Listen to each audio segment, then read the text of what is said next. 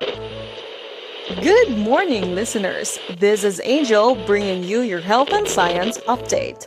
Today, we spotlight an important childhood developmental tool that has been quietly shaping early pediatric care here in the Philippines, the Metro Manila Developmental Screening Test, or MMDST. It is not an intelligence or diagnostic test, but rather a screening instrument designed to detect early developmental delays. Before we go, it's worth remembering that screening tools like MMDST help us celebrate every child's potential by identifying needs early and supporting growth every step of the way.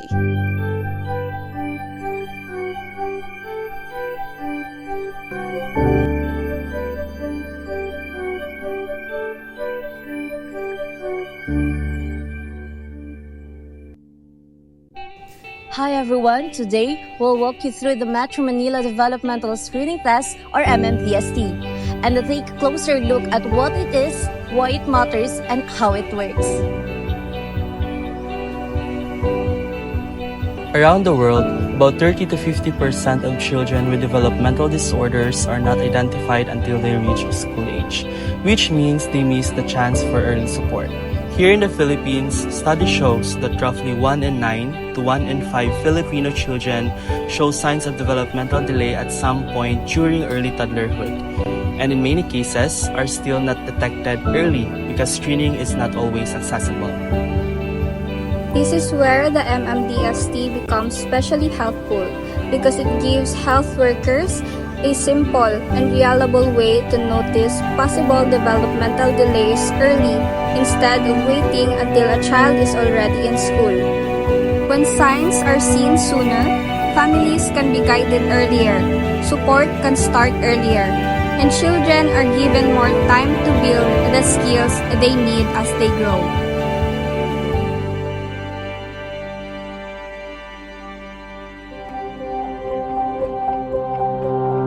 The MMDST is a quick screening tool used to see if a child's development matches their age and to spot early signs of possible delay. It looks at 4 areas of development: gross motor skills like walking and jumping, fine motor adaptive skills such as hand coordination and problem solving, language skills involving speaking and understanding, and personal social skills that include interaction and self-care. To conduct the test, the examiner prepared the MMDST manual and form along with a simple set of material that usually includes a small set of red bright yarn pom-pom, a narrow-handled rattle, 8 small colored wooden blocks, a clear glass bottle with a small slight opening, and a rubber ball, a bell, a cheese curls, a pencil, and a bond paper. The first and most important step in computing the child's exact age in years and months based on the testing date, once calculated, an age line is drawn across the test form, and this line guides the examiner on which task should be given. The accuracy of this step is crucial because both of the selection of activities and the interpretation of results depend on it. The test is then given using only the items that match or fall near the child's age line. Since the MMDST measures personal, social, fine motor adaptive, language, and gross motor skills, not every task is tested. Only those that fit the child's developmental level at the time. Each task is scored as passed if the child completes it, failed if the child cannot do it after instructions, refuse if the child is able but unwilling, or no opportunity if the child has never tried that activity before. A no opportunity result is not counted as failure because it simply means the child has not been exposed to that experience yet. In a time when many children are still missing early screening, tools like the MMDST remind us that noticing small signs early can change a child's future. It's important to remember that the MMDST is not a diagnosis, but a guide. When results suggest possible concerns, the child may be referred for further assessment so that support can be provided early if needed.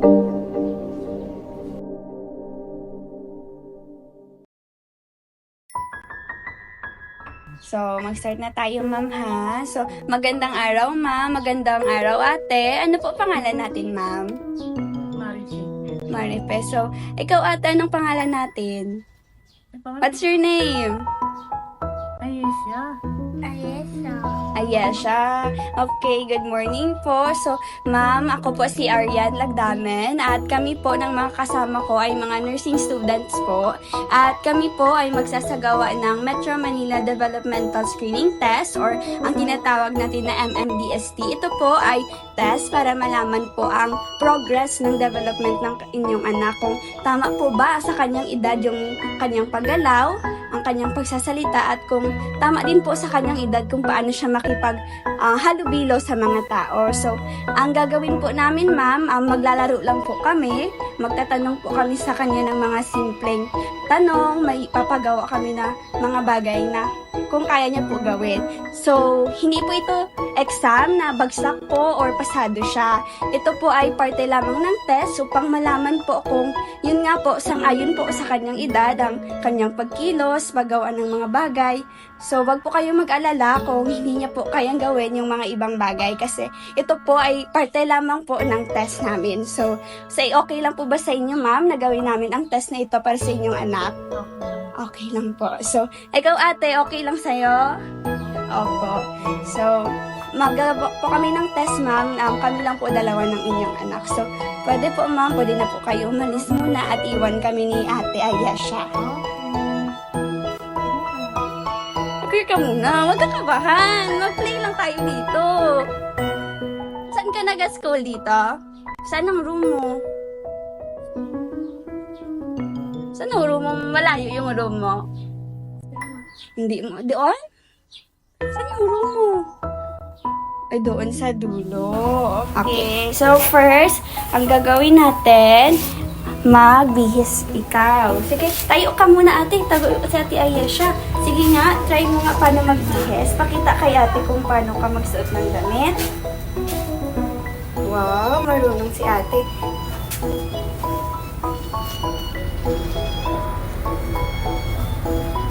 Dito yan. Ayan na, ayan na. Oh, sige, sige. Okay, very good. Hey, appear. Good job. Okay, uwin mo na. Very good. Diba, mabilis lang tayo. Next tayo.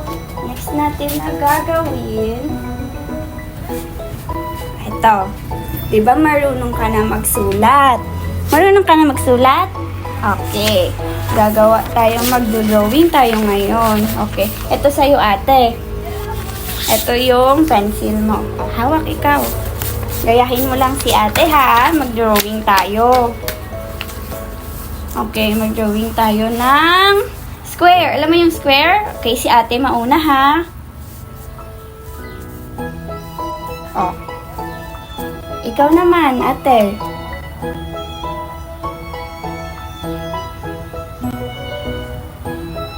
Wow, very good. Okay, so next na kami ni ate Ayesha. So, gayahin mo lang si ate, okay? Okay? Okay. Hi! Okay. Approve. Approve. Okay. Peace sign. Very good. Very good si Ayesha. Very good. Check natin. Okay. Okay, next naman, mag-drawing tayo ng tao. Alam mo mag-drawing ng tao, ate? Okay. Si ate muna mauna, ha? Tapos gayahin mo ako. Ulo. Katawan. Kamay. Okay. Ikaw nga. Try mo nga.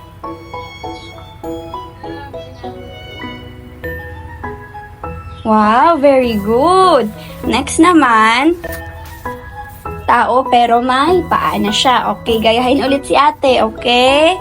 Ulo. Wait lang ha, si ate muna. Paa, ay, katawan, kamay, tapos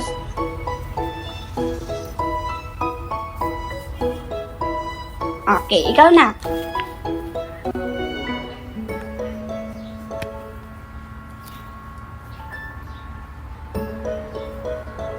Okay, very good. Next naman. Wait lang. Okay. Di ba marunong na si ate ng colors? Di ba marunong ka na? Ngayon, magkuha ako dito sa box. Tapos, isasabihin mo sa akin kung ano ang color, okay? Okay.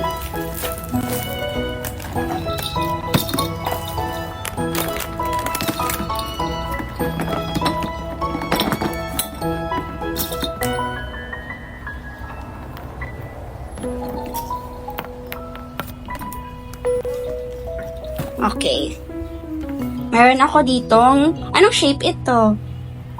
Squares. May mga squares dito si ate. Tapos, papakita mo kung ano yung color, okay? Okay, identify muna natin.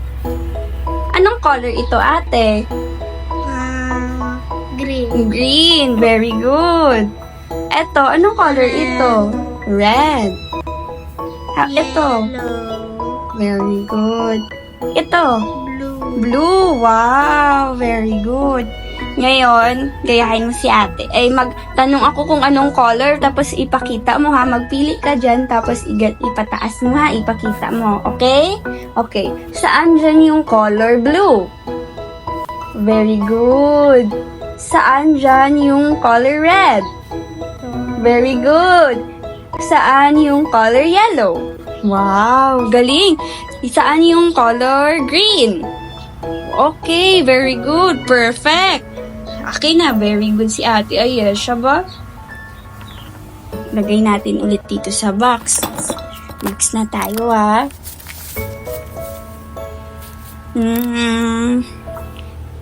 Okay. Dito na tayo. Okay. Maglaro tayo ngayon. Tayo si ate. Okay. Meron ako ditong bola. O, tayo ikaw. Dito ikaw. Tayo ikaw. Dito ka, Dito ikaw, ha. Maglalaro tayo.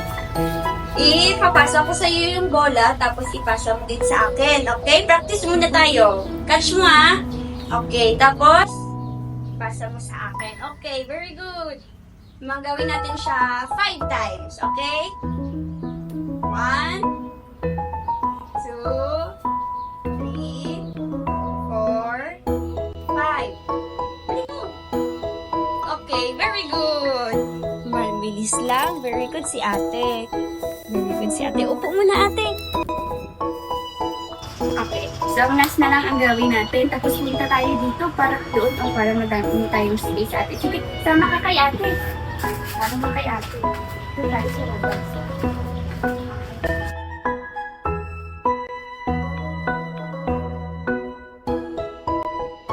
So, gayangan mo si ate, ha? O, tignan mo muna si ate. Tignan mo yung paa ni ate.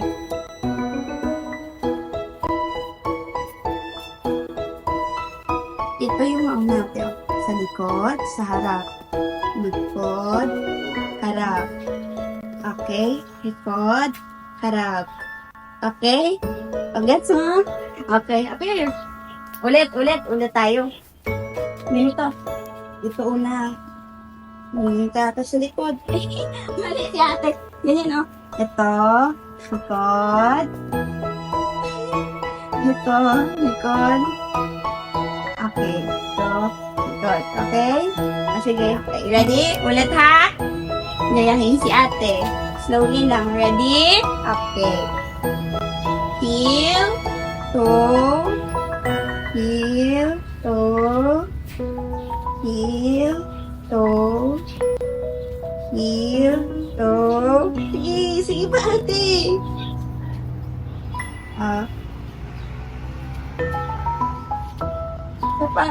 Last na lang. Okay, good job! Tapos na tayo. Siya lang, ha. Ikaw, ate, gawin mo. Ikaw lang isa. Yung ginawa ni ate. Okay? Ready na, kuya? Okay. Ready? Okay, go!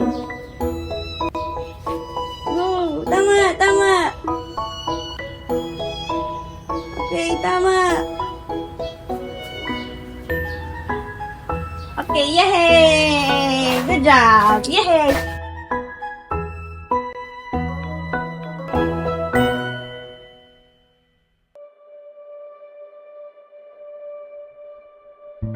Now that the test is done, it's important to check in with the parent or caregiver.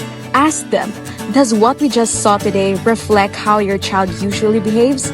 Sometimes, kids are just tired, cranky, or just having an off day, and that can make it look like they can't do something they actually can.